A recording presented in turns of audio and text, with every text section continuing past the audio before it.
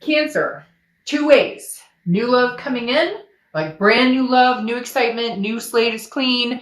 Not thinking about the past, not past induced love. This is meeting new people, possibly, the butterfly effect feeling.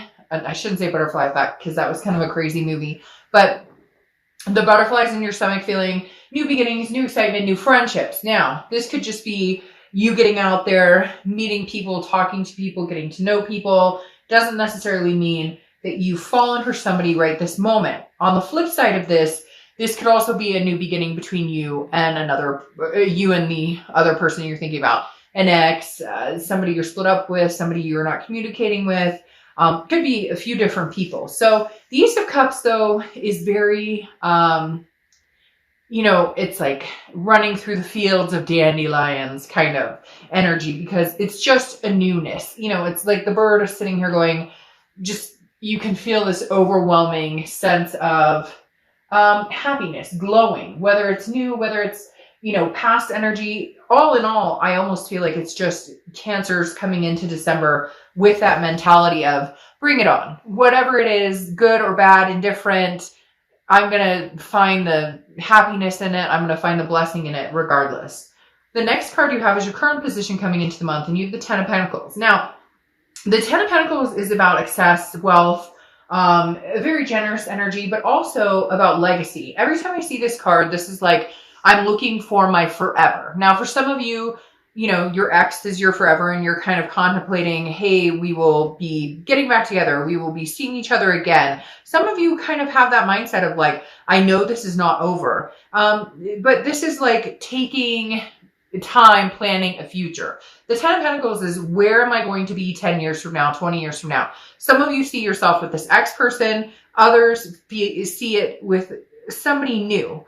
Yes, the Ten of Pentacles represents some sort of financial stability as well, but it's also like building a solid foundation. The Ten of Pentacles is also about, like I said, the legacy. And so Cancer, I feel like a lot of you are ending this year ready to open a new year and saying, hey, okay, there's a solid foundation I know what I'm looking for.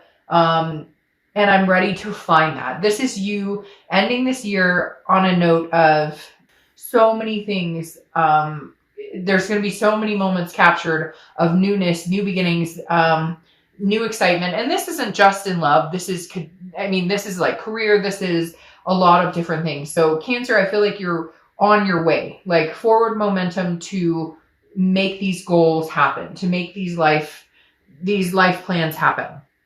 The next card you have is the Hierophant, which is Taurus's card. So you could be dealing with a Taurus or have Taurus placement in your chart. The Hierophant is letting the universe guide. For some of you, this is, I'm not going to think about my ex anymore. I'm not going to think about what they're up to. I'm not worried about any of it, because if there's a plan, if God or the universe or spirit, whatever you believe in, has a plan, then that will come to fruition. I can't control it. I can't sustain it. It's coming. It will come if it's supposed to come. And if it's not, then there are new beginnings on the horizon. It's very similar energy to a few other reads this month, where you're just kind of over the hump of worrying about the what if, the shoulda, coulda, woulda, all of the above. The Hierophant is saying, no, this is much bigger than me, and I understand this. This is the universe having my back. I always see this card as like the universe having my back type scenario, because this is self-improving and furthering yourself, whether it's, education, whether it's job-wise, whether it's exercise, change, lifestyle changes, but still growing and developing and understanding that, becoming the best person you can be. So when the time is right and the time approaches itself, the universe hands you something that you can handle, or even if you can't handle it, you will figure it out. I hope that's not too confusing, but basically, if you're supposed to be with this person and there's a lot of work that it's going to take to be with this other person that you've dealt with before, then, you're never given more than you can handle, even if it feels internally like you are. And yet, if this is something new, this is the universe saying, okay, we're out with the old, in with the new, ready to move on. The next card you have is your distant past. So over the past 5-10 years, could be throughout your childhood. Now, this is strikingly telling me that the universe is saying, be careful, because the Five of Swords is a fear of victory. It's a defeat. It's a dishonor. You've been through that with somebody significant. Now, maybe this ex, it may be past exes. There's two things coming in very clear. A, you can't blame this person, whoever it is you're dealing with now, new or old. You can't blame them for past situations or hold a grudge, or, if you have abandonment issues or somebody lied and cheated before, then you can't take that out on every relationship, or you're going to end up in the same scenario. However, for some of you, this is the universe saying you've been through this situation with this past person, and you need to be very careful in how you maneuver these waters, because if they're not changed, and some people don't believe that, a lot of people say once a liar, always a liar, or once a cheat, always a cheat. And if that's what you believe, then the universe is saying, well, be cautious here, because you're maneuvering to a person who treated you badly or poorly in the past. However, you've taken them back, and maybe numerous times, and you're going to, and I use this a lot. This month has been a lot of blessings, a lot about blessings with every read, and also about that, first time shame on me, first time shame on you, second time shame on me. So the universe is like, be careful of these repetitive patterns. If this a leopard doesn't change his spots. So either you can see that they can sustain and change, and it can be this new beginning, and it can be that passion again, and they can show you a different side of themselves. Again, action speaking louder than words, then great. And if not, then let's not repeat ourselves. Let's move on to something that's a little bit better for us. The next card you have is your immediate past, over the past 2 weeks, past month or two, and you have the Wheel of Fortune. The Wheel of Fortune is unplanned changes. This is divine timing. This is the universe. Whoa. Sorry, I've been having a lot of interesting things happening, energies happening in my place the past few weeks. And it's happened in a few different videos. So I'm not sure what that was. But anyways, the whole point with the Wheel of Fortune popping up here is this is divine timing. You have no control over this. So this isn't something you can't make, a relationship happen. You can't make somebody love you. They can't make you love them. You get my point. But at the same time, the Wheel of Fortune is saying this is timing. Like the past few weeks, past month or two, if you guys are separated and not speaking at all, and there's no communication, there was a much needed break here. And the universe is saying, look, maybe you need to learn how to miss them again. Maybe you need to understand if you have passion for them again, or vice versa. Cross watchers, this can be reversed. There's something here, the Wheel of Fortune is saying there were lessons that needed to be learned, or something you're still learning, but finally understood. It could be the aha moment of, they treated me like crud. I don't want to go back into this situation. I don't want to go back into this fear of victory. So I'm setting my sights on something new. However, I can't help thinking that the Ace of Cups is a new beginning between you guys. Like, this is the Wheel of Fortune coming in, and times are changing, and the air is moving, and maybe you guys are moving closer and closer to reconnecting again.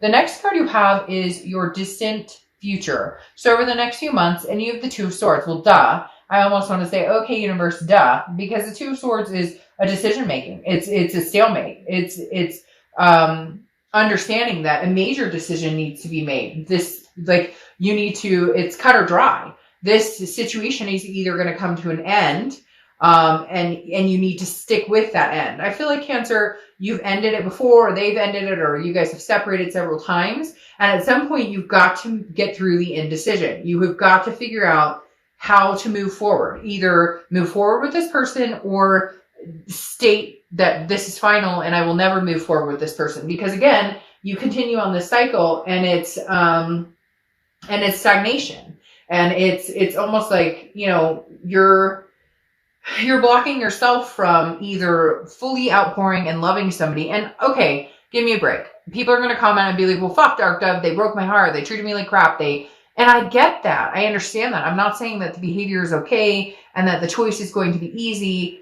But you're also imprisoning yourself, keeping yourself in a cycle of, well, I might give them another chance, or no, I absolutely know they're horrible and they treated me like crap. This is just basically saying, time is going to pass you by. So you either need to say, okay, I accept what happened. I accept the fact that it went to crap. I accept their behavior and understand that it's not okay and I will never tolerate it again, and give it another chance and let your guard down. Or say, no, I will never accept that behavior again. I don't think that they could ever change. I don't think this is good for me, and move on. The universe is saying, though, in the next month or two, you're really not going to have a choice. You're going to need to make the decision. I feel like whoever you're dealing with, Cancer, may not be speaking to you. There may be no communication, but they're still in their head assuming that this is going to happen, or assuming that if they give you enough time, or if they're patient enough and they just kind of stay away from you for a while, you'll miss them enough to take them back.